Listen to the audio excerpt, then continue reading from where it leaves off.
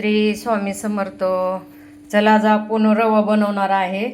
तर ह्याच्यासाठी हो का इथं आपण 1 वाटी रवा घेतलेला आहे. इथं 1 वाटीला कमी साखर घेतलेली आहे.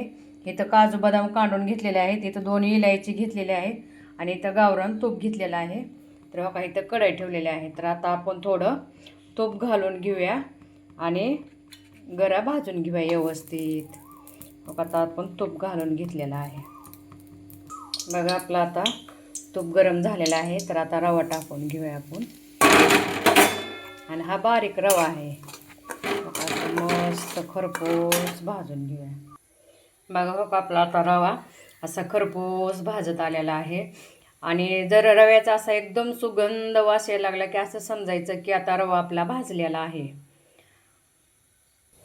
बघा आता खरपूस भाजलेला आहे. काढून घेऊया आपण आता. हो का आता आपण थोडं तूप घालून घेतले का तर ती इलायची आणि काजू बदाम ह्यात परतून घ्यायचे जरा.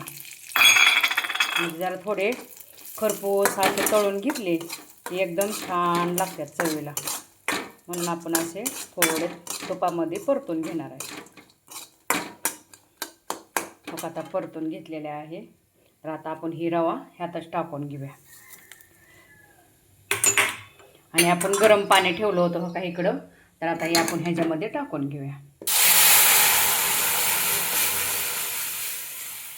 बघा आणि असा एकजीव करून घेऊया.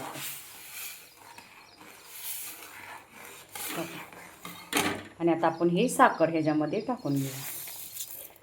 आणि कमी गॅसवर जरा 5 मिनटं ठेवूया. ह्याला काही वेळ लागत नाही. 2 मिनटाचं काम आहे शिरा करणं म्हणजे.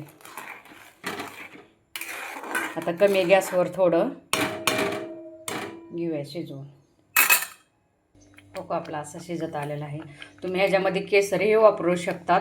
आणि आपण एकादशीच्या दुसऱ्या दिवशी देवाला काहीतरी गोड पदार्थ करावं म्हणून पहिले लोक म्हणायचे की चला आपण घाऱ्या करू एकादशी 12 सोडायला. पण आता ते रताळ्याच्या घाऱ्या कुणी बनवत नाहीत काय नाही. तर आपण म्हणून त्याच्या निमित्त गोड शिरा बनवून आता आपण देवाला दाखवणार आहे. म्हणून आपण इथे शिरा बनवलेला आहे.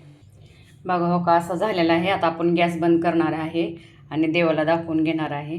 तर माझ्या मैत्रिणींनो तुम्हाला माझी रव्याची डिश कशी आवडली तुम्ही कमेंट करा, फॉलो करा.